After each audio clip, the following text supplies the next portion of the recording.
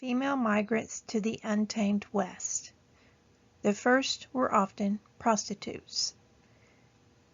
Then came middle-class women, wives, who felt there was a great deal of moral work to be done. Then you would have school marms, school teachers. One interesting fact is in the 19th and early 20th century, if a female school teacher married, she lost her job. Society felt that non-virginal women should not have the instruction of children. The arrival of women was the first marker of a Wild West town becoming a slut.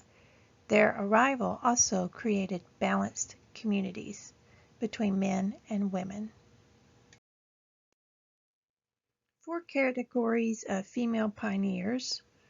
According to Elizabeth Jamieson, Women as Workers, History of Women in the United States. They're gentle tamers. You might think of school marms here. Some bonneted helpmates who are married and good. Hell-raisers. Here you might think of Calamity Jane. And bad women, maybe soiled doves or some other bad woman role. Professor Allitt states that middle-class frontier women sought to recreate the kind of society they had grown up with back east, one built around domestic values and Protestant Christianity.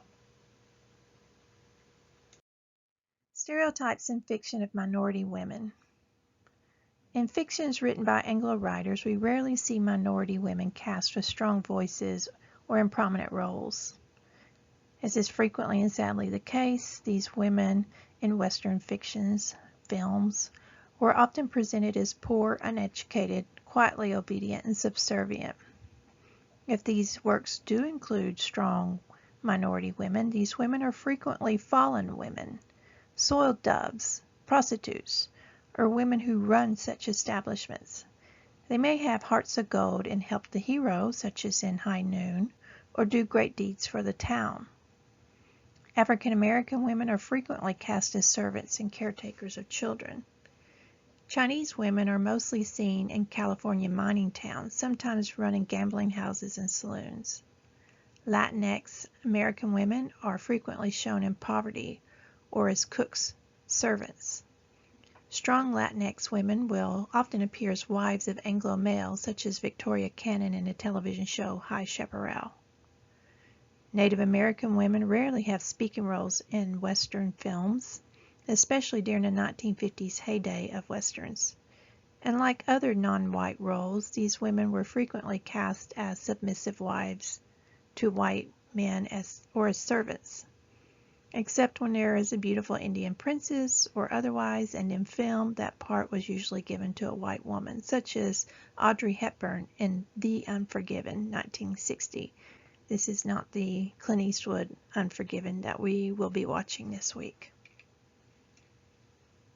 If you're interested in the myth of women in the American West, you might turn to Women in the Myth of the American West, a magazine from Arizona State University, and I have the hyperlink here. In settlements where men far outnumber women, those women who were present were usually prostitutes. Few women enter the trade willingly. For women who were widowed or abandoned, prostitution was often the only way to avoid starvation. Prostitutes frequently suffered from sexually transmitted diseases, violent physical abuse, and drug addiction, and many committed suicide. This is why I made the notation on Adam Brunn's Everything video about prostitution uploaded in Blackboard. Women as workers, women as civilizers, true womanhood in the American West. In the 19th century, there was this predominant thought called the cult of true womanhood. True womanhood contained the 4 following elements: piety, purity, domesticity, and submissiveness. The belief was that men were meant for public spheres and women private. Women were to shape national morality from the privacy of their family hearthsides, leaving public action to men. This is pertinent to our study since most Westerns take place in the 19th century. In the 19th century, middle-class Americans believed that men and women had distinct and separate roles to play in society. Women were expected to stay home, raise God-fearing children, and elevate their family's moral tone. It followed that a place without women would be deficient in religion and morality. The Old West schoolmarm.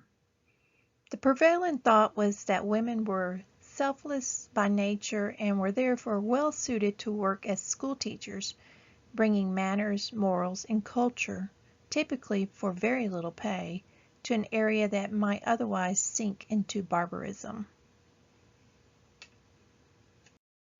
I thought it might be interesting to look at some interesting and actual rules for 19th century school teachers.